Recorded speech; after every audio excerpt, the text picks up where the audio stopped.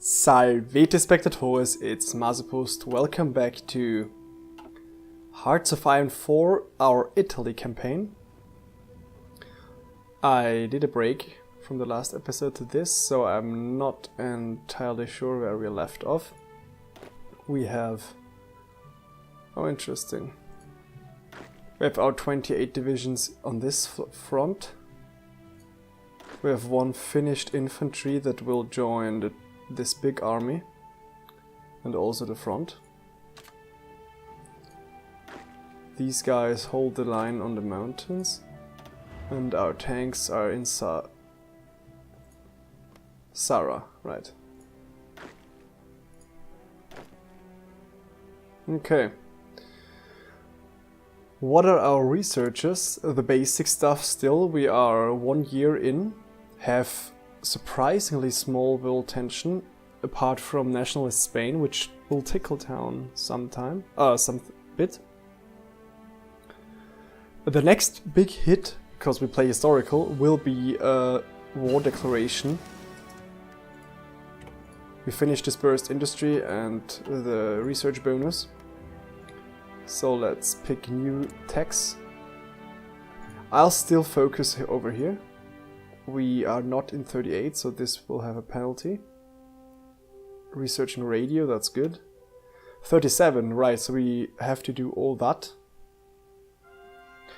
Do we want production efficiency cap plus 10%, construction speed, or factory output?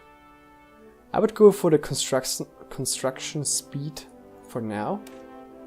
Modernizing our tools and equipment will further aid our construction efforts, of course, so still building civilian factories. In 50 days we will see if the resource output here changes. 28 to 44. And one more. Production efficiency cap or factory output. I'm gonna go with dispersed industry here, that's still stronger. Okay. Let's have a look at what all the countries are doing at the moment. Japan is still doing spiritual mobilization, so no war with China yet. Armament effort for China. The Great Purge, so the Soviet Union is finally approaching their Trotskyite plot problem. Hitler does industrial effort. Nationalist Spain construction. Capital ship. That won't do you any good, France. Just so you know. Radar for the UK. What does this do? Oh, so they just get a bonus to radar tech.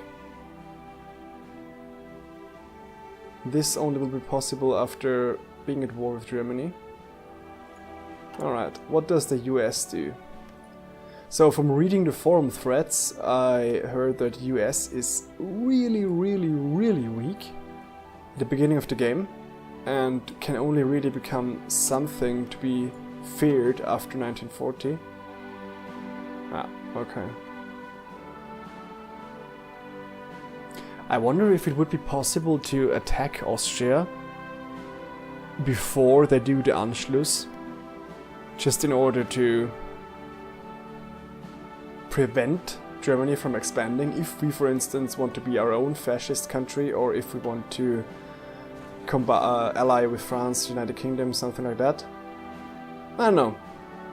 But we play historically in this playthrough, so Austria will go to Germany.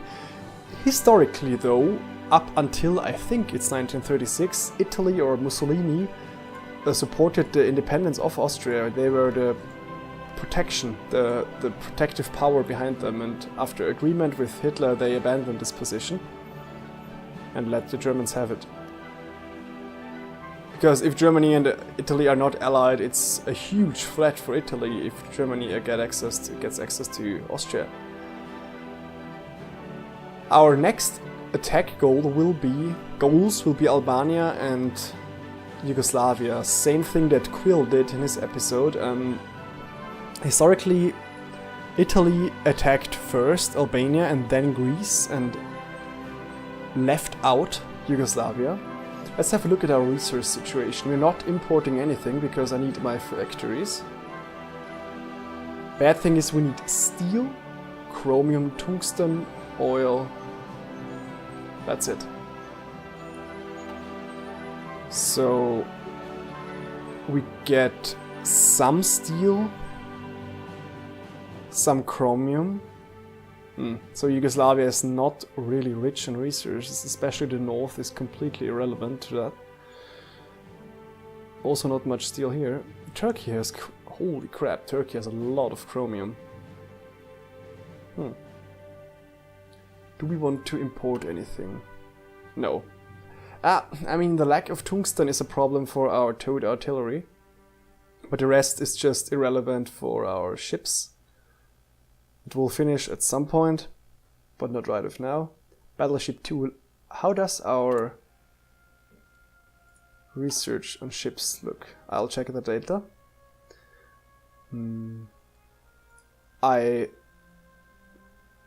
Last time I did all my planes into reserves, yeah. We have 300 fighters, 72 bombers and 300 somewhat support planes. We'll have to crank that up eventually. We finished Prospect for Oil, which gave us 8 production of oil in Sirte. That is down here. And now that we're producing 8, oh my god, we're still exporting 2. We only need, I say, need 16 more.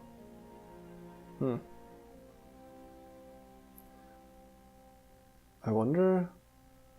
Oh, I use 6 more oil. Okay, so okay, I see that. So producing this battleship takes a lot of oil. What do we do next?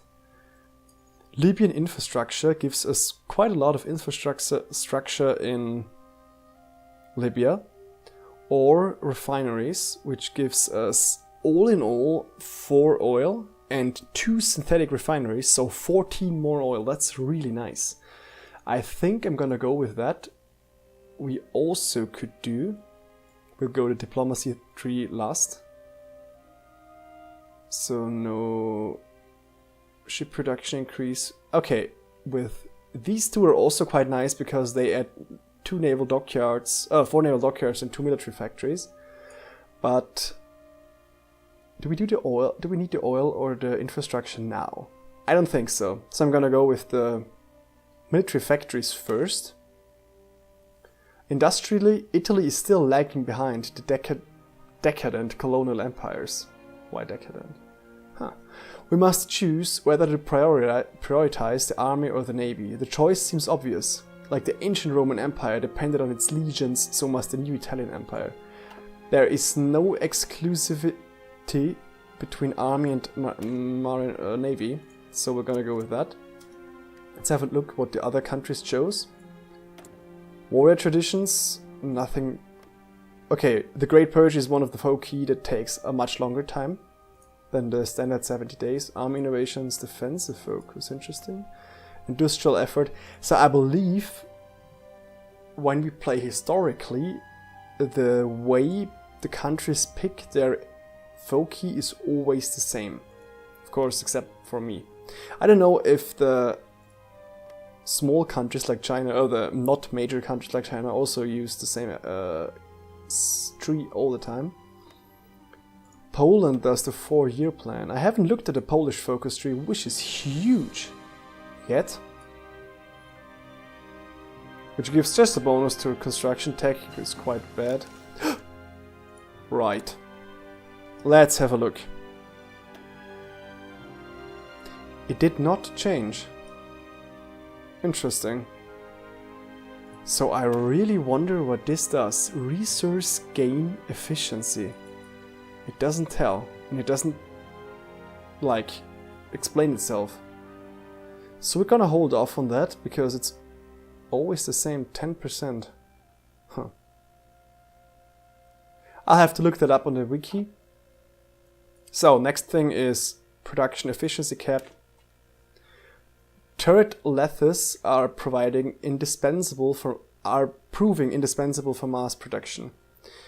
Ensuring efficient construction and use of the lathes themselves will give us a significant industrial advantage. we have a problem when playing on veteran difficulty that our maximum efficiency is capped at 30% at the beginning, which is horrible. Oh, I haven't looked at that. We have as national spirit Vittorio Emanuele il Terzo, which gives us 5% national unity from a base of 60. So the Soldier King reminds the Italians of their recent victories in the Great War. His presence and their loyalty to him is a great source of unity for the people. Not saying that he was horrible. Not he, but the Italians performed horrible during the World War. Oh, we finished radio. I won't do the radar yet. I want to improve my army. So, what do we do? Support weapons is always a good thing. Just flat out increases the strength of our battalions. These guys are not trained up fully. Let's have a look at our logistics. We're producing infantry surplus, need more towed artillery, and we're equal on support and motorized. Good. So I'm gonna go 2 down here and increase the towed artillery. Well, let's do like this.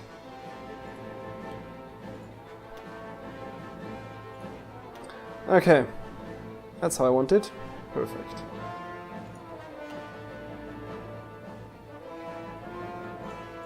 New divisions. They still lack artillery, and they will only deploy once the artillery has been provided. They need some more light tanks.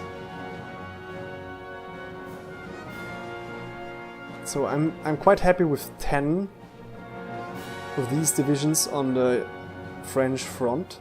I need more infantry, I believe, and more armored. So let's have a look if we can... Well, first check if we can modify our divisions. Eventually I want to add, not support artillery, eventually I want to add more of these support companies, but we have to unlock them first. I could increase the size of my army, of my basic division, by like this. And I think we're gonna do that. Now, the infantry just dropped, but I think it will drop further. Yeah, here we can see the balance. So it will take some time for the single units to update. Huh, they still have some basic equipment from Ethiopia and from us, so I could go ahead and forbid the unit to use basic equipment. So let's update this. Same for our mountaineers.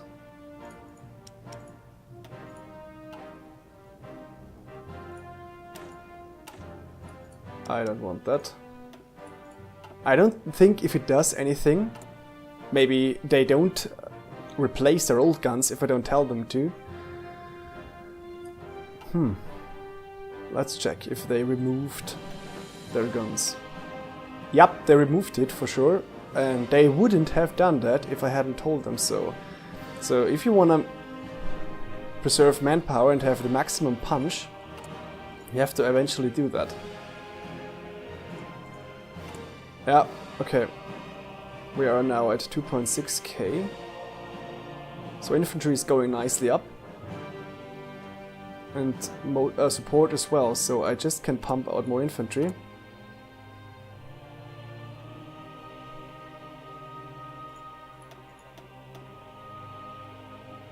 Okay, 3 more. I really have to get my artillery production going. Unbelievable how much these guys need with just 1 battalion of normal towed artillery. Should I import tungsten for one civilian factory? I think I'll have to do it. It is a bit of a waste, actually. It's painful, but I have to decrease now. And I'm gonna import one of like this. I'm gonna import 1 unit of tungsten. As painful as that may be. Tungsten influence. Could trade with Germany or Spain. I want to make Germany stronger, so I'm gonna wait, no. I need 8. Excuse me. So we could trade with Japan or France. We eventually are going to conquer France, so it wouldn't be a bad idea to trade with France, so they could build more factories, actually. So let's do that. Yeah, for sure. Now if we update here, we have a surplus of 0, which gives us perfect towed artillery production, which should decrease this hindrance quite massively. These guys have trained, so they will add to the lilac ones and join the front. Excellent. The Hindenburg disaster. Oh, the humanity. The German passenger airship Hindenburg was destroyed today while attempting to dock at the Lakehurst Naval Air Station in the United States. For reasons not yet determined, the airship was engulfed in flames and crashed to the ground, claiming 35 lives. Due to the scarcity and expense of helium and the US ban on exporting it, the Hindenburg, like all German passenger airships, was ultimately engineered to use hydrogen, which provides greater lift but was also flammable. With public faith shaken by the disaster and the rise of much faster passenger aircraft, this could spell the end of an era of airships. So this always has happened since I played a couple of times, and the Hindenburg never made it. We finished army primacy, which gave us 2 military factories in Tuscany and Lombardy, and 2 times research bonus from land doctrine, which is huge. So now I'm gonna do the same for my navy. Not that vital, but I want just the industry. Our resources are limited and we must make some painful choices, but the British Empire has us caged in the Mediterranean. Breaking out will require a navy to rival even theirs. Yeah, good luck with that, I say to myself. Still constructing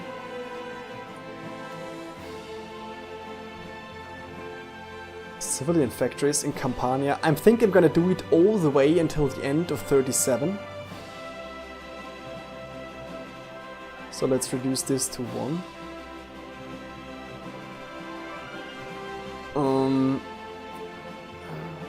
What do I want to do? Yeah, let's just increase the things. No, I don't want it in Sardinia. Let's get something going in Abruzzo instead. Good. At least I want 2 times 15 for our industry output, which I don't have at the moment. Oil, steel, chromium. As long as only my ships are affected, which is always the case for the Axis powers, I don't really care. Caio Duilio will have to wait. Important is that my towed artillery does just fine.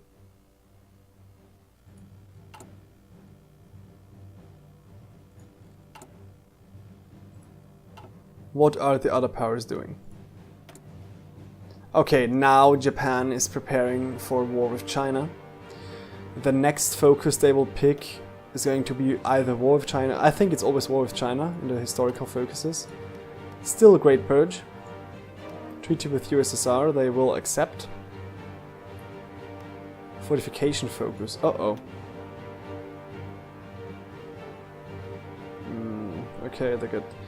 I hope they don't go for Alpine forts, which will make it horrible for us to take them via land. But in historical focus, I think they won't do it. But it would be very prudent for them. General rearmament. which is allowed with 10% wear tension or more. Okay, so bad for us that they are able to do that. US is going for convoy tactics. I haven't looked at the US tree at all. I have to do it eventually, but that would be too much for now. Because we know that our next war will be over here, I think it would be best. Where's our closest?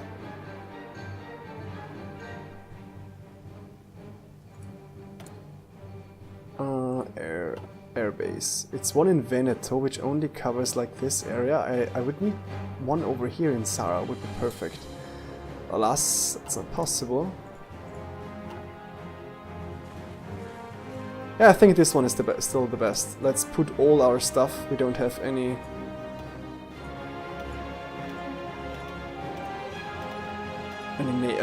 naval like carrier ships, carrier planes.